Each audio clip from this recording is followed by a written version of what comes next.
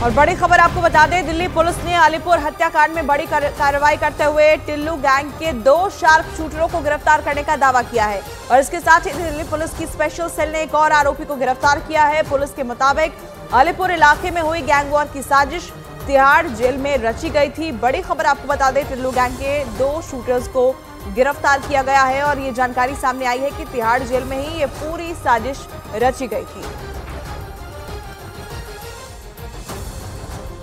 दिन दिहाड़े एक सेंसेशनल और सनसनीखेज वारदात हुई थी,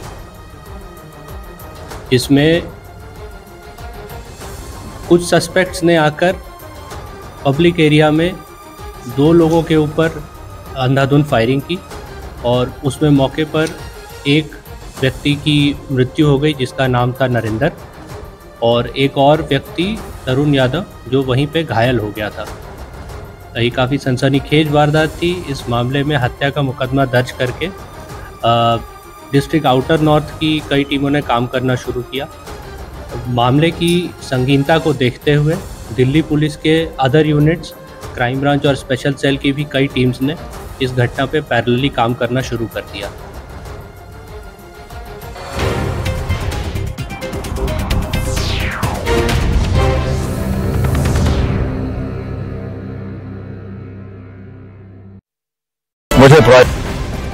और एक ब्रेकिंग न्यूज सामने आ रही है। जम्मू कश्मीर के पुंछ में एयरफोर्स के जवानों पर हुए आतंकी हमले में 1 जवान शहीद हो गए हैं, जबकि हमले में 5 जवान घायल हुए थे, जिन्हें एयरलिफ्ट करके उधमपुर के अस्पताल में भर्ती कराया गया है। आतंकवादियों ने इंडियन एयरफोर्स के काफिले पर गोलीबारी की थी, जिसमें भारतीय वायुसेना के 5 जवान घायल हो गए।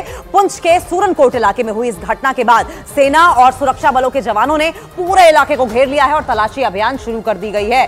पुंछ इलाके में ठीक 3 दिन पहले सीसीटीवी फुटेज में कुछ आतंकी देखे गए थे, लेकिन वो आतंकी जंगलों की तरफ भाग गए। पुंछ बहुत ही डिफिकल्ट टेरेन है और इसकी जटिल अवस्था की वजह से आतंकी यहां पर आसानी से छुप जाते हैं, क्योंकि घने जंगल यहां पर हैं। और यही वजह है कि सुरक्षा बलों के सामने एक बड़ा चैलेंज इन्हें पकड़ने का, इन्हें स्पॉट करने का रहता है। लेकिन 3 दिन पहले से ही पूरे इलाके में सर्च ऑपरेशन चलाया जा रहा था। सेना के जवान मुस्तैद थे, सर्च ऑपरेशन लगातार जारी था। लेकिन आपको बताएं, पुंछ का ये जो इलाका है, यहां अक्सर इस तरह की इन्फिल्ट्रेशन की घटनाएं देखने को मिलती हैं। वजह यह है कि एलओसी यानी कि नियंत्रण रेखा जो है वो पास में है। फिलहाल 3 तस्वीरें, वायुसेना की गाड़ी पर किस तरीके से हमला किया गया, 1 जवान शहीद हुआ, 4 जवान जबकि घायल हुए हैं। इन घायल जवानों को उधमपुर पहुंचाया गया है। उधमपुर हॉस्पिटल में इनका इलाज चल रहा है। सेना का सर्च ऑपरेशन लगातार जारी है। तो वायुसेना की गाड़ी पर हुए आतंकी हमले के बाद पुंछ राजौरी नेशनल हाईवे पर सुरक्षा व्यवस्था कड़ी कर दी गई है। सेना के जवानों ने नेशनल हाईवे पर बैरिकेडिंग करके तलाशी अभियान चलाया। हर आने जाने वाली गाड़ी की तलाशी ली जा रही है। चप्पे चप्पे पर सेना और पुलिसकर्मी को तैनात कर दिया गया है। 2 तस्वीरें, सुरक्षा व्यवस्था एक तरफ कड़ी कर दी गई, जबकि चप्पे चप्पे पर जो सेना है वो तैनात की गई है। हर एक गाड़ी की चेकिंग की जा रही है। कोशिश यही है कि किसी भी तरह का कोई भी एलिमेंट ऐसा ना बचे जो कि चुनाव के पहले घाटी में, जम्मू कश्मीर में किसी भी तरीके से आतंकवाद को पनाह दे या आतंकवाद फैलाए, शांति घाटी की भंग करे। अलर्ट पर सेना, वहीं गाड़ियों की तलाशी की तस्वीरें भी आप देखिए किस तरीके से आतंकियों की धरपकड़ के लिए इस वक्त न सिर्फ पुलिस बल्कि सेना के जवान भी मुस्तैद दिखाई दे रहे हैं।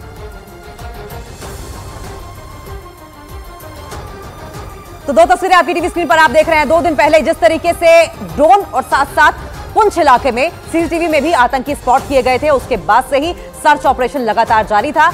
आपको बताएं कि एनकाउंटर की पूरी संभावना जताई जा रही थी, जो कि होता हुआ भी दिखाई दिया।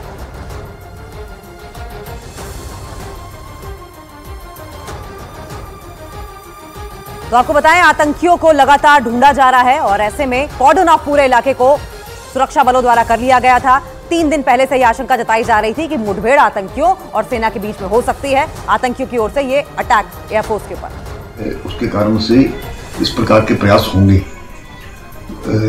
सेना चप्पे चप्पे पर सतर्क भी है, काम भी कर रही है। लोगों को भी कहीं ना कहीं सतर्क रहने की जरूरत है। पाकिस्तान की तरफ से इस प्रकार के प्रयास, जबकि जम्मू कश्मीर में शांति व्यवस्था बनी है, पहले भी इस प्रकार की 1-2 घटनाओं को इस इलाके में करने की कोशिश की।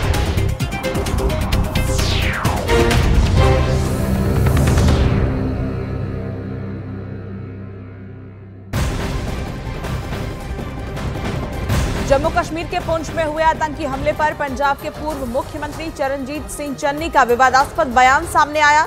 चरणजीत सिंह चन्नी ने पुंछ हमले को एक स्टंट बताया और कहा कि पिछली बार भी ऐसा ही एक स्टंट किया गया था। उन्होंने ये भी कहा कि ये स्टंट बीजेपी को जिताने के लिए है।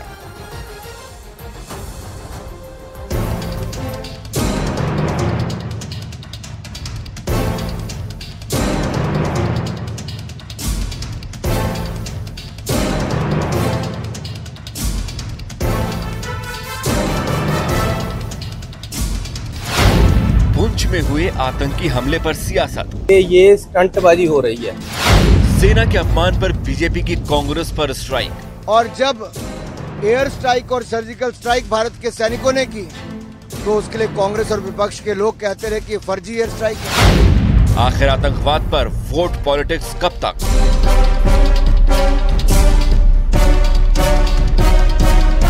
आतंक के खिलाफ एयर स्ट्राइक हो या फिर उरी हमले के बाद की गई सर्जिकल स्ट्राइक, विपक्ष दोनों ही मामलों में सवाल खड़े करता रहा है और अब पुंछ में हुए आतंकी हमले पर भी विपक्ष ने सवाल खड़े कर दिए।